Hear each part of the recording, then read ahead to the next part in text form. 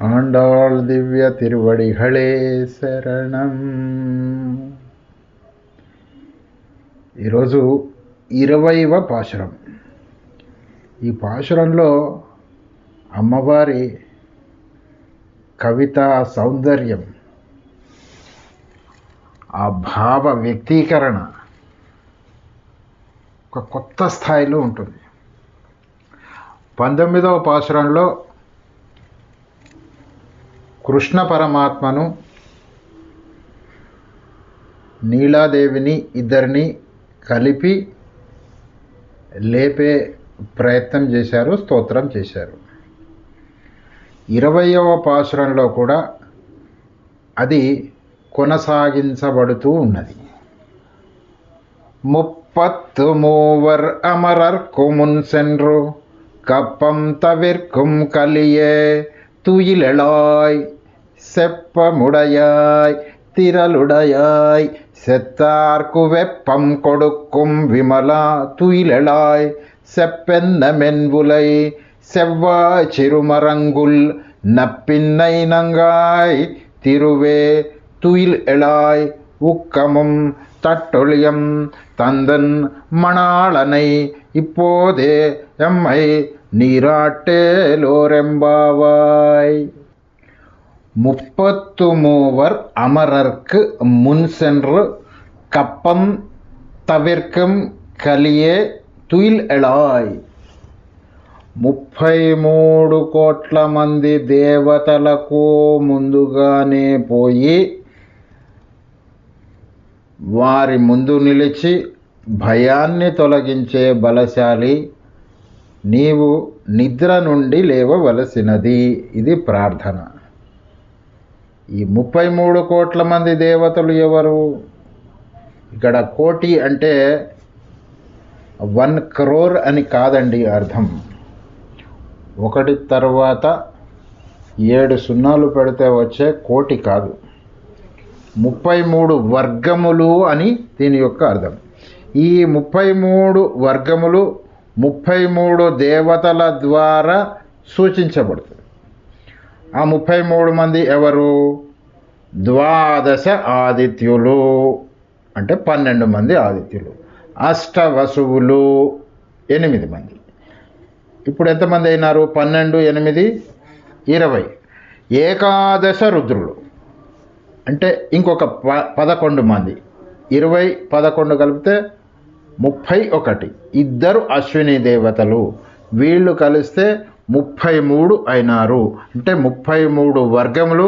ఈ 33 వర్గములను ఈ యొక్క దేవతలు ప్రాతినిధ్యం వహిస్తున్నారు అని మనం గమనించవలసింది. అంటే ఈ 33 కోట్ల మంది దేవతలు అంటే అందరూ దేవతలు, వాళ్ళకేదన్నా ఆపద వస్తుంటే రాకపోయే ముందే వెళ్ళి రక్షించేవాడు శ్రీమన్నారాయణుడు. దీనికి ఉదాహరణ ఎక్కడ దొరుకుతుంది మనకు అంటే రామాయణంలో దొరుకుతుందండి.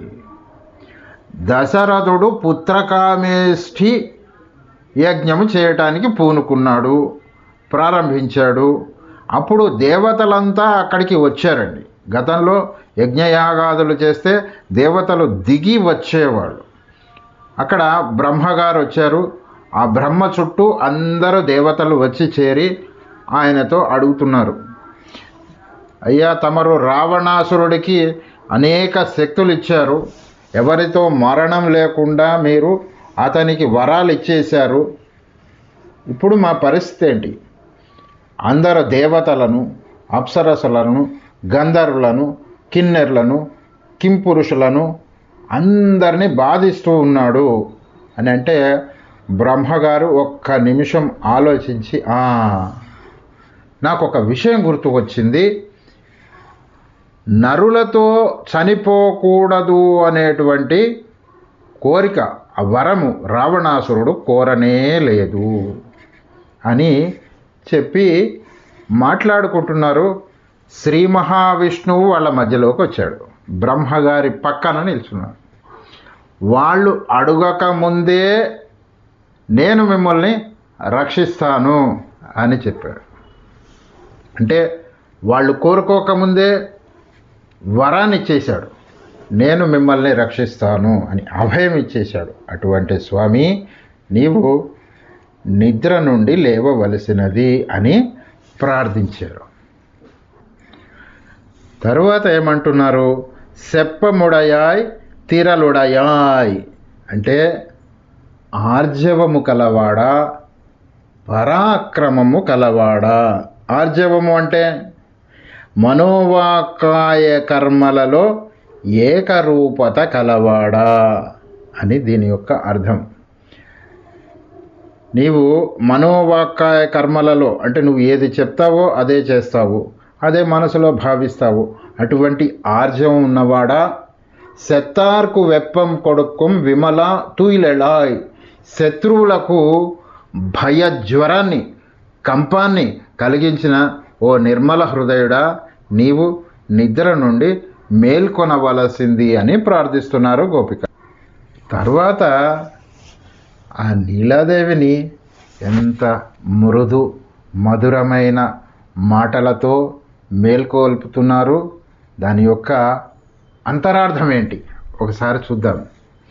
సెప్పెన్న మెన్బులై செவ்வாய் சிறுமரங்குல் నప్పిన్నైనంగాయ్ తిరువే తుయిలెళాయ్ స్వర్ణ కలశమును పోలిన మృదువైన స్తనములు, ఎర్రని దొండపండు వంటి పెదవి, సన్నని నడుము కలిగిన ఓ నీలాదేవి, ఓ శ్రీరూపిణి నీవు మేల్కొనవమ్మా అంటున్నారు.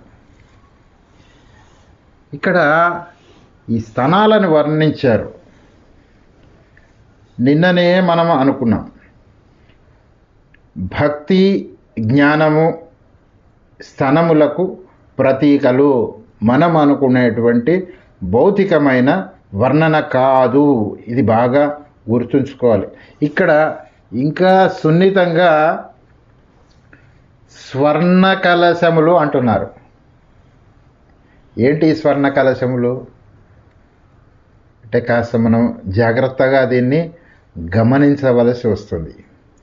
భక్తి అది పరభక్తిగా మారుతుంది. అంటే శ్రీమన్నారాయణుడే మా రక్షకుడు, శ్రీమన్నారాయణుడే మా యొక్క ధ్యేయము, శ్రీమన్నారాయణుడే మేము చేరుకోవలసినటువంటి గమ్యము.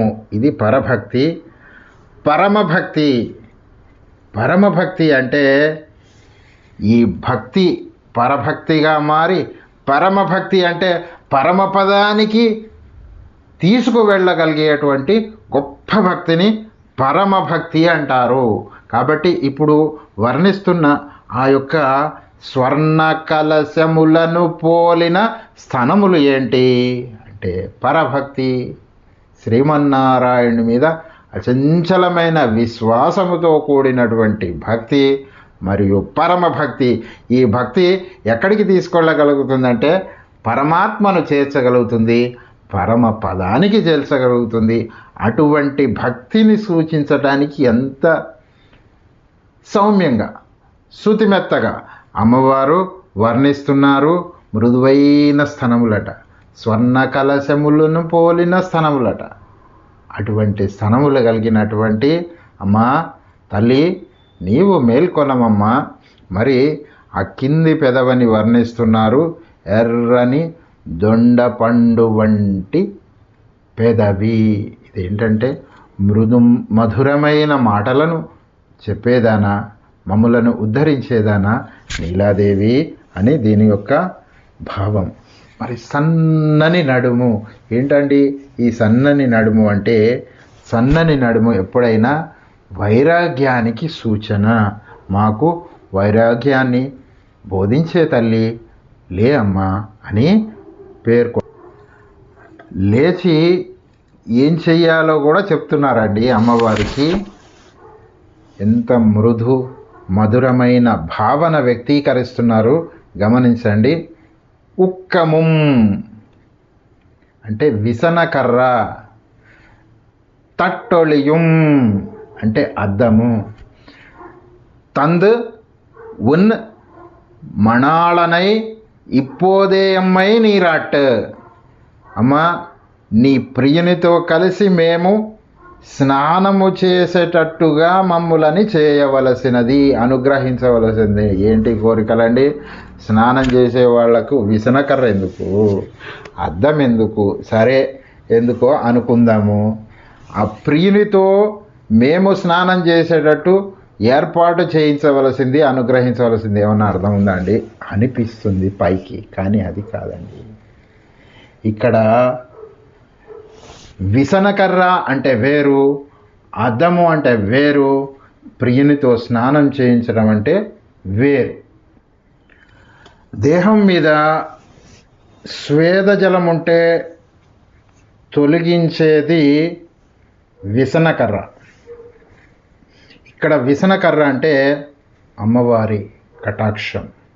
అది ఏం చేస్తుంది అంటే మన యొక్క అహంకారము, మమకారము తొలగించి, మనకు కలిగిన క్లేశాన్ని తొలగించి స్వామికి దగ్గర అయ్యేటట్టుగా చేస్తుంది. ఈ అద్దము తట్టొలియం అన్నాం కదా, అంటే ఈ అద్దం ఏంటంటే స్వరూప జ్ఞానము కలిగించేది. అది ప్రణవము, ఓంకారము. ఈ ఓంకారం ఏంటంటే 4 వేదముల యొక్క అర్థాన్ని ఒకే ఒక్క అక్షరంలో చెప్పాలంటే అది ఓం అవుతుంది. ఈ ఓంలో ఏమేమి ఉంటాయి? దీన్ని విడదీయాలి మనం. అకారము, ఉకారము, మకారము. ఈ మా అంటే జీవుడు, అకారవాచ్యుడు పరమాత్మ. అలాగే ఈ మధ్యలో ఉన్నదే ఉకారము. ఈ ఉకారవాచ్యము ఏంటంటే అమ్మవారు. అందుకే 18వ పాసురంలో అమ్మవారిని మేల్కొనేటప్పుడు ఊతో మొదలు పెట్టారండి. ఉందు మదగళితన్. అలాగే స్వామిని ఒక్కడిని మేల్కొనిపోయేటువంటి ఆ 17వ పాసురం ఉంది చూసారా, అక్కడ అకారంతో అంబరమే, అకారం ఆతో స్టార్ట్ చేశారు. ఆ మొట్టమొదటి అక్షరం ఆ. తర్వాత 18వ పాసురంలో అమ్మవారిని మేల్కొల్పేటప్పుడు ఉతో మొదలుపెట్టింది. బహుశా ఇటువంటి గొప్ప సాహితీ ప్రక్రియ, ఇంత గొప్ప వైదుష్యం ఏ కవిత్వంలో లేదనుకుంటానండి. ఒక అక్షరంలో ఆ పాసురంలో జరగబోయేటువంటి ఆ మొత్తం స్తోత్రాన్ని వర్ణించింది ఒకే ఒక అక్షరంలో. కాబట్టి ఇక్కడ అకారవాచ్యుడైన పరమాత్మను మకారవాచ్యుడైన అటువంటి జీవుడు చేరుకొనవలను. ఎన్ని కోట్ల జన్మలకైనా మధ్యలో ఉండేటువంటిది ఉకారవాచ్యురాలైన అమ్మ. ఆ అమ్మని ఇప్పుడు ప్రార్థిస్తున్నారు. మాకు అద్దము అంటే స్వరూప జ్ఞానాన్ని కలిగించి ఆ స్వామిని చేరుకునేటట్లు చేయి తల్లి అని సవినయంగా ప్రార్థిస్తున్నారు.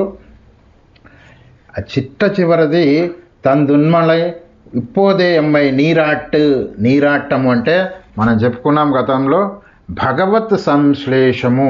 ఆ పరమాత్మను చేర్చేదానివి నీవే కదా అమ్మ. ఆ పరమాత్మను చేరి మేము ఆనందించేట్టుగా మమ్ములను కృపచేయుమని ఎంత సవినయంగా, ఎంత సుందరంగా, ఎంత ఆర్తితో ప్రార్థిస్తున్నారు గోపికలు మరియు గోదా. మనము స్వస్తి. జయ శ్రీకృష్ణ. పాశురంలో ఏమవుతుంది?